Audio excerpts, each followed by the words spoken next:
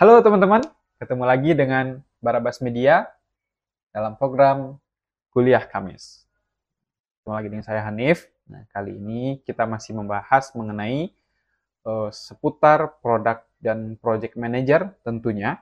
Nah, pada episode sebelumnya kita udah membahas mengenai data driven product ataupun product manager kayak.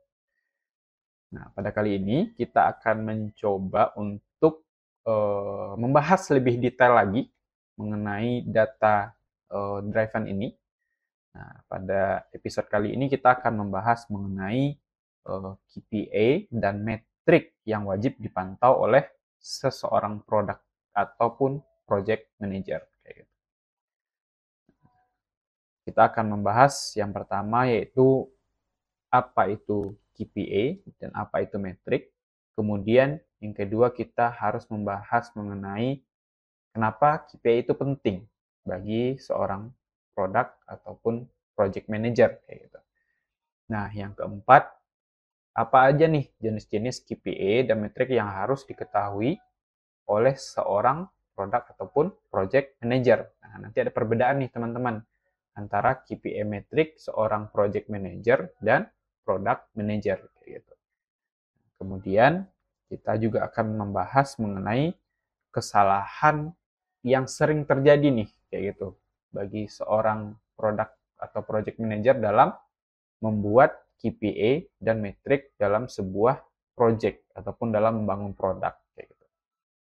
Nah, sehingga di akhir nanti kita akan membahas bagaimana cara kita membangun KPI dalam sebuah framework kayak gitu sehingga KPI ini bisa disajikan atau dipahami ya dengan mudah baik bagi kita sebagai seorang project atau product manager ataupun dipahami oleh tim ataupun stakeholder eh, yang ikut kayak gitu ya, yang ikut dalam sebuah project atau dalam membangun sebuah produk. Oke, nah pertama ya kita tahu kayak gitu ya, ataupun bagi teman-teman yang sekarang sudah menjadi seorang project ataupun product manager, ya dalam keseharian itu kita terkadang terlena teman-teman dengan rutinitas kita. Jadi karena mungkin saking banyaknya to-do list kayak gitu, ya, saking banyaknya fitur-fitur yang harus dibangun, kita merasa bahwa itu semua udah cukup kayak gitu. Jadi dalam sehari mungkin terdapat banyak ya 10 story kemudian ataupun 77 task kayak gitu yang harus dikerjakan, kita merasa itu kita sudah produktif. Tapi pada kenyataannya ketika sebuah project ataupun produk itu mungkin sudah berjalan dalam waktu yang sebulan ataupun 2 bulan kayak gitu.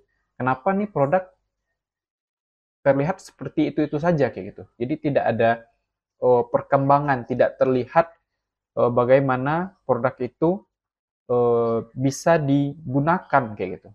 Walaupun sebenarnya secara to-do list sebelum-sebelumnya kita merasa sudah banyak yang kita lakukan, tapi ketika kita lihat ke produk kita, ke project kita merasa kenapa seperti itu saja ya gitu. Seperti tidak ada terlihat kemajuan yang signifikan gitu ataupun kebermanfaatan yang diterima oleh user atau stakeholder yang memiliki project yang kita lakukan kayak gitu.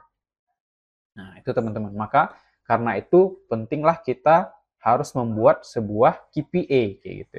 Key Performance Indicator kayak gitu. Jadi kita harus mempunyai goal tertentu kayak gitu sehingga goal inilah yang nantinya menjadi sebuah nilai yang menunjukkan bahwa kita memiliki sebuah kemajuan gitu atau capaian yang nanti itu bisa kita uh, implementasikan atau kita bisa presentasikan kepada stakeholder ataupun user-user yang menggunakan sistem yang kita bangun kayak gitu. Nah, kemudian mungkin ini ya sudah umum ya. Bahkan di luar ranah produk atau project manager pun mungkin udah mengenal apa itu KPI, apa itu metrik. Tapi di sini saya coba mengulangi lagi gitu. Apa itu KPI dan apa itu metrik. Nah, ya oke, secara simpelnya kayak gitu ya. KPI itu adalah sebuah nilai yang ingin kita 7 kayak gitu. Nah, untuk mencapai nilai ini tentunya ada beberapa cara yang harus kita lakukan atau proses yang harus kita jalani. Nah, si proses inilah yang disebut dengan metrik kayak gitu, teman-teman. Jadi, jika KPI ini berkorelasi dengan metrik dan metrik ini dia dijalankan sesuai dengan kaidah-kaidah yang juga menuju si KPI ini, otomatis grafiknya akan naik nih, si metrik ini. Nah, ketika metrik ini dia secara grafiknya naik, ya tentunya dia akan mencapai goal atau tujuan dari KPI yang tadi sudah di-planningkan kayak gitu. Nah, itu perbedaan dari KPI dan metrik kayak gitu. Nah, sebagai contoh mungkin KPI-nya adalah persentase atau ketepatan waktu dalam sebuah project pembangunan sistem kayak gitu. Nah, apa metriknya? Ya metriknya ya tentunya kita harus memperhatikan rata-rata waktu penyelesaiannya, kemudian berapa sumber daya yang dibutuhkan, kemudian seberapa banyak revisi tas atau jumlah tas yang dilakukan kayak gitu. Nah, untuk mencapai tadi agar si proyek itu bisa selesai dengan tepat waktu kayak gitu. Nah, itu sebagai contoh apa itu KPI dan apa itu metrik. Nah, mudah-mudahan teman paham ya sampai sini. Nah, kemudian kita lanjut kayak gitu. Dan yang selanjutnya kenapa KPI itu penting bagi seorang produk ataupun project manager kayak gitu. Nah, tadi saya sudah katakan bahwa tanpa KPI, istilah kita tanpa tujuan ya, ya tentunya dalam perjalanan kita tentunya bingung kayak gitu. Kita ini mau kemana sih? Arahnya mau kemana sih kayak gitu. Nah, begitu juga dengan project. Ketika kita tidak punya goal, jangankan kita, tim pun pasti bingung kayak gitu. Mau arah tujuannya kemana kayak gitu. Ini kita mau ya kalau seandainya teman-teman tahu mengenai sprint model ya, ya mungkin di sprint 1, sprint 2, kalau sprint ini tidak tahu arahnya kemana, ya tentunya tim juga akan bingung. Dia mau develop apa nih gitu. Apa yang nih yang menjadi priority duluan, kemudian apa yang menjadi hal yang harus kita capai di minggu atau sprint pertama dan sebagainya kayak gitu. Nah, itu pentingnya sebuah KPI bagi seorang project atau product manager. Jadi sifatnya penting teman-teman karena impact-nya tidak hanya kepada kita sebagai individu project manager atau product manager, tapi impact-nya kepada keseluruhan gitu, kepada tim, kepada stakeholder yang bertanggung jawab terhadap project kayak gitu, ataupun uh, seorang user ya, yang akan menggunakan sistem kayak gitu tuh akan berimpact kemana-mana teman-teman kalau seandainya kita tidak memahami atau tidak membuat KPI dan metrik dalam membangun sebuah project. Nah, ini tadi jenis KPI itu bagi seorang project manager dan product manager itu berbeda, teman-teman. Nah, kalau bagi seorang project manager itu ada 5 hal ya mungkin ya secara umum yang harus diperhatikan. KPI apa nih yang harus menjadi tolak ukur atau capaian yang harus dicapai oleh uh, seorang project manager kayak gitu. Yang pertama adalah mengenai schedule performance index kayak gitu atau SPA kayak gitu. Nah, ini kita mengukur apakah proyek ini sesuai jadwal atau tidak. Misalnya di dalam sprint 1 ataupun dalam sebuah fitur, 2 fitur kita mempunyai KPI ini dilakukan dalam waktu 1 bulan misalnya. Maka 1 bulan ini menjadi KPI, Key Performance Indicator tadi kayak gitu. Nah, jadi kita harus menargetkan bahwa si pengerjaan fitur atau modul ini harus selesai dalam waktu 1 bulan kayak gitu. Atau lebih baik adalah bisa selesai sebelum 1 bulan kayak gitu. Nah, itu tergantung bagaimana kita menerapkan metrik-metriknya kayak gitu. Jadi kalau seandainya metriknya kita bisa laksanakan dengan baik, prosesnya bisa kita laksanakan dengan baik, tentunya bisa jadi yang tadi kita rencanakan 1 bulan bisa menjadi mungkin 2 atau 3 minggu sudah selesai dilakukan kayak gitu. Nah, yang kedua yang harus menjadi perhatian seorang project manager adalah cost kayak gitu. Nah, biasanya kita dalam melaksanakan sebuah project kita sudah diberikan eh, apa ya biaya atau cost kayak gitu ya teman-teman. Ya tentunya itu juga harus menjadi perhatian kita selaku project manager kayak gitu. Berapa nih cost yang harus kita anggarkan dalam project ini kayak gitu. Dan berapa termin kayak gitu misalnya. Misalnya termin pertama ya sekitar 120 juta nih secara cost. Nah, itu tentu harus menjadi perhatian kita. Jangan sampai nanti oke, project tepat waktu kayak gitu. Tapi ketika dilihat dari cost-nya ternyata melebihi kayak gitu. Nah, itu juga tidak bagus teman-teman. Ya di sisi lain dari sisi waktu kita efektif, tapi dari biaya kita rugi ya istilahnya boncos kayak gitu teman-teman. Nah, itu juga harus menjadi perhatian seorang project manager. Nah, kemudian yang keempat adalah resource utilization rate kayak gitu. Jadi jangan sampai nih ya di sisi lain tadi kita secara waktu kerjanya udah oke, costnya sudah bahkan costnya uh, apa ya kita bisa turunkan kayak gitu. Yang awalnya mungkin 120 juta jadi 100 juta, tapi ketika dilihat dari SDM-nya ternyata banyak yang overload nih gitu. Jadi kita seorang project manager ya kayak apa ya istilahnya ya, ya project manager yang ditakuti tim kayak gitu. Jadi ketika satu tas itu kita pengen satu orang, wah ini orang karena ini jago nih developer ya dia terus nih kita push sampai pada akhirnya dia overload kayak gitu. Nah overload itu ya impactnya nextnya teman-teman. Mungkin di awal kita ngelihat secara metrik, secara grafik kita bagus nih di awal, tapi karena tadi kita langsung uh, push kayak gitu ataupun kita merasa bahwa tim kita ada yang jago dan sebagainya, kita push dia sebanyak mungkin, akhirnya dia overload, tumbang kayak gitu. Nah, itu akan berimpact kepada sprint berikutnya. Jadi sehingga kita di sprint berikutnya harus berpikir ya cari penggantinya, belum lagi nanti mengajarkan lagi tentang project dan sebagainya dan akhirnya membuang waktu dalam pengerjaan kayak gitu. Nah, kemudian ada namanya risk mitigation score kayak gitu.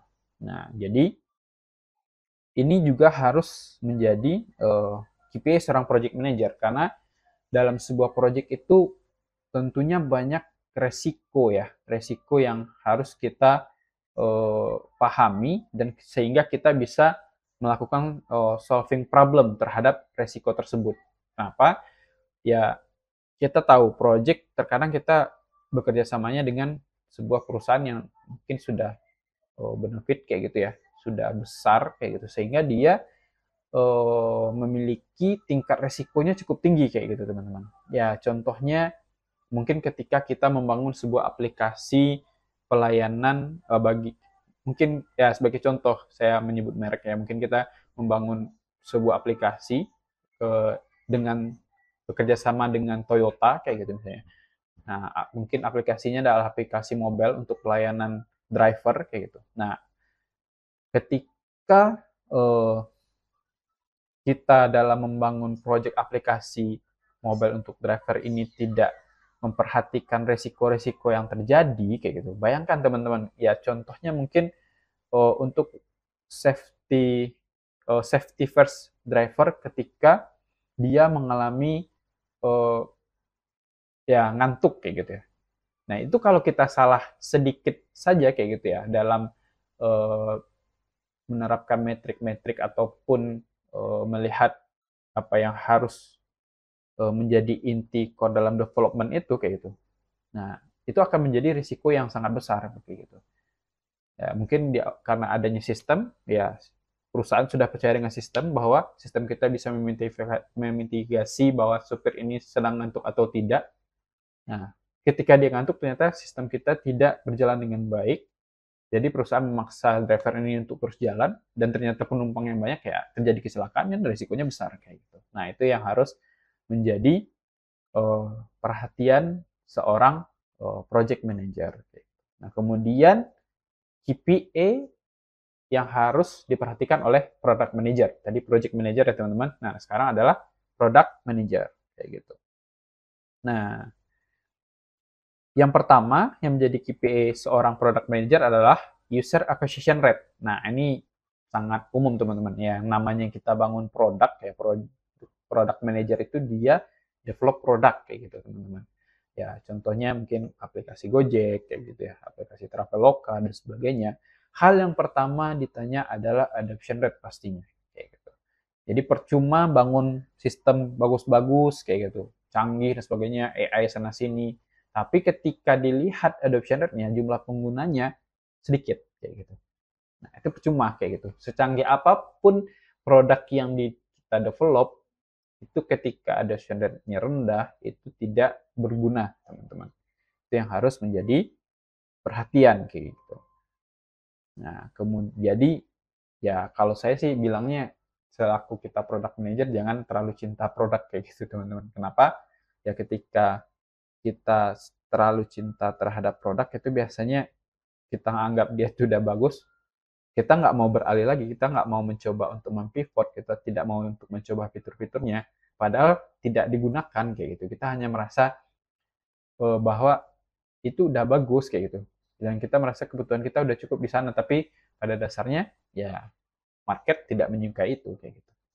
Kemudian ada kedua adalah activation rate kayak gitu. Nah, oke, tadi produk ketika launching, wah, yang menggunakan langsung banyak. Kayak gitu ya. Ya, kita nggak tahu faktor apa, kita pastinya juga akan bekerja sama dengan orang marketing, kayak gitu ya, teman-teman, seorang product manager. Ya, tiba-tiba langsung 10.000 kayak gitu. Bahkan 100.000 pengguna. Wah, kita selaku product manager senang dong kayak gitu. Wah, banyak nih yang gunain kayak gitu. Tapi jangan terlena oleh itu. Kita harus lihat lagi activation rate-nya. Apakah orang yang tadi sudah menggunakan sistem kita, apakah dia rutin, apakah dia aktif kayak gitu teman-teman. Apakah dia aktif nih menggunakan produk kita kayak gitu. Nah itu tadi ya, ya intinya pada dasarnya kita balik lagi kita data driven sehingga kita bisa melihat di data yang sudah kita create sebelumnya kayak gitu. Seberapa banyak nih user yang aktif, jangan sampai awalnya 100.000 tiba-tiba yang aktif 50 kayak gitu ataupun kurang dari 50 orang. Nah, itu kan berarti produk kita juga belum ya mungkin secara kebutuhan orang banyak butuh tapi secara penggunaannya wah ribet minta ampun kayak gitu. Nah, itu yang menjadi masalah ketika produk kita secara fungsionalitasnya tidak user friendly kayak gitu, teman-teman. Nah, kemudian ada retention rate atau churn rate kayak gitu. Nah, tadi kalau udah dia menggunakan, udah aktif nih di sistem kita, kita harus pantau juga berapa lama nih dia kayak gitu menggunakan sistem kita. Apakah dia berkali-kali kayak gitu masuk ke sistem kita atau dia awalnya aktif tiba-tiba hilang kayak gitu. Nah, churn rate kayak gitu ya. Itu juga harus menjadi perhatian kita. Kenapa dia awalnya aktif tiba-tiba wah hilang kayak gitu. Ya, itu mungkin ada beberapa hal yang eh, sistem kita itu biasanya menimbulkan rasa ketidakpercayaan jadinya kayak gitu. Mungkin ada suatu hal yang satu fitur yang mungkin dia wah oke nih, mantep nih kayak gitu ya. Tapi ketika dia menggunakan ada satu kali mungkin error ya, mungkin ya apa ya contohnya ya. Ya sistem dalam investasi emas misalnya. Dia udah percaya dengan rate kita dan sebagainya kayak gitu. Ketika rate-nya naik dia beli emas kita, tapi ketika itu ternyata ada error teman-teman kayak gitu. Ternyata rate di saat itu ternyata nggak tinggi kayak gitu. Nah itu kan menjadi suatu kecewaan yang berat ya bagi seorang user. Otomatis dia akan churn kayak gitu. Dia akan meninggalkan aplikasi itu karena dia merasa sudah kecewa dan rugi. Padahal itu sebelum-sebelumnya dia untung-untung aja kayak gitu. Padahal tapi di satu kali itu kebetulan sistem kita error kayak gitu. Nah itu yang biasanya menjadi user itu pergi dari sistem atau produk kita kayak gitu. Kemudian ada ya feature adoption rate. Ya, dalam produk tentunya kita selaku product manager harus memikirkan fitur-fitur baru kayak gitu. apa nih fitur baru yang harus kita bangun dan sebagainya, dan tentunya harus berkorelasi dengan user-user yang sudah aktif kayak gitu. Jangan sampai kita membangun fitur itu tidak based data driven yang sesuai kebutuhan user yang sudah aktif kayak gitu. Jadi kita coba membangun sistem yang fitur yang lain yang pada akhirnya ya nggak digunain juga, hanya memberat-beratkan sistem kayak gitu. Kemudian yang terakhir adalah metrik bagi seorang product manager adalah revenue metric. Ya, ada yang namanya average revenue per user, ada monthly recurring revenue, ada customer lifetime value. Ya, yang tadi seorang project manager dia perhatiannya terhadap cost penggunaan cost. Nah, kalau product manager ya revenue. Jadi uang yang masuk atau profit-profit yang masuk dari sistem yang kita atau produk yang kita bangun. Kalau seandainya produk itu benar-benar dia apa ya bisa menghasilkan revenue kayak gitu. Nah, itu teman-teman dari apa namanya itu KPI dan yang harus diperhatikan oleh produk dan project manager kayak gitu. Nah, terakhir mungkin ini ya kesalahan umum ya dalam menggunakan KPI. Ada dua metrik yang harus kita pahami. Yang pertama ada yang namanya vanity metric kayak gitu. Yang kedua ada actionable metric kayak gitu. Ya contohnya yang vanity metric tadi jumlah download teman-teman kayak gitu. Jadi kita bangga nih dengan jumlah download yang cukup tinggi kayak gitu. Tapi kita tidak sampai memikirkan berapa user yang aktif. Nah, itu disebut sebagai vanity metric. Jadi metrik yang tidak berimpact kepada bisnis. Dengan jumlah download tapi jumlah user aktifnya sangat minim kayak gitu. Nah, yang bagus adalah actionable metric, yaitu metrik yang bisa ditindaklanjuti kayak gitu. Jadi kita bisa tahu berapa nih